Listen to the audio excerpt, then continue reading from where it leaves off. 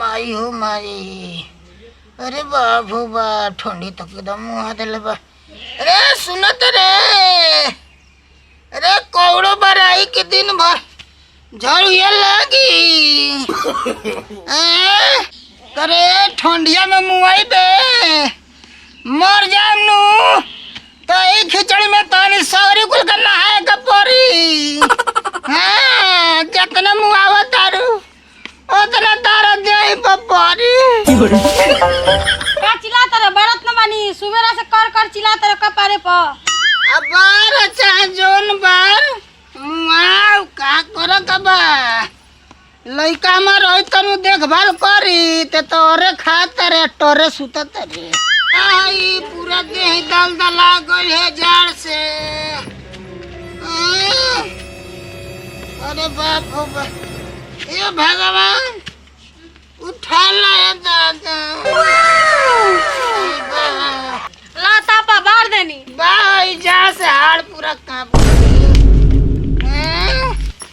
हड्डी में पहुंच गई बा। पर पूरा नौली अगर बहुत चल तू खाता डाल कर काहे भगवान पूरा हिमालय का चोटी गिरा था कोट कोट के। ये हमारा गलती बा।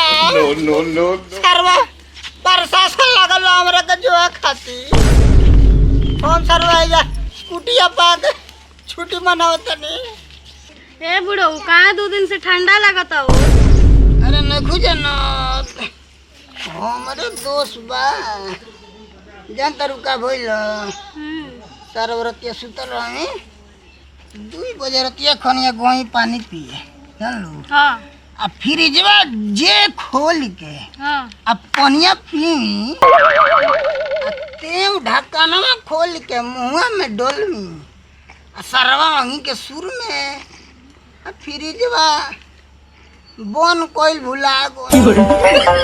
और तो रतिया जब सुतत तनी जब बज गए 4 ऊ ठंडी कोड़ुए कि सरवा नीचे के बिछावल रहना लोड़ ऐसे सा कहत नहीं काहे इतना ठंडा लागत। जान तरू हमरा दोस्त बा अब तो सरवा बिहान है दम दल दला देता। कुआ पूरा हिमालय को चोटी जब कोट कोट के गिरे लगवे न अब सारा प्रशासन हमरा के खोजे खातिर परेशान हो गइल बा। सब में हमार गलती बा। यही सब भाग के आइल बनी कौड़ा के लगे। हाँ तो ठीक बा तू बैठ के तापा हम जा तनी खाना बनावे। लेकिन कोनो से कहिए जो मीडिया वाला हमरा पीछे लगल बड़ा सन लेकिन हम धरा है सर लोग का पता नहीं के बुढ़वा बा तो बा का हमारा असली चेहरा ही नु बा। सर पूरा नु इंडिया दलदला गइल बा। सारा सर परेशान बा। सब हीटर लगावता तो कोनो पानी गरम करेला गीजर लगा सब सारा बकला गइल बा। सर अकेले हम जाए मार आरा सुनगा के दत रू कितना मजा होता। मोरा लो सर लो पापा कहाँ जाए।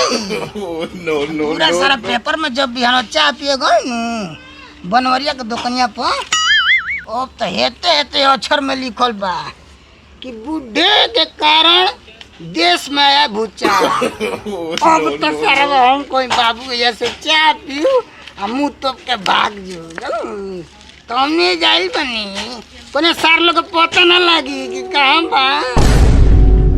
ए भैया लो तू लोग कैसे कहिए लो जा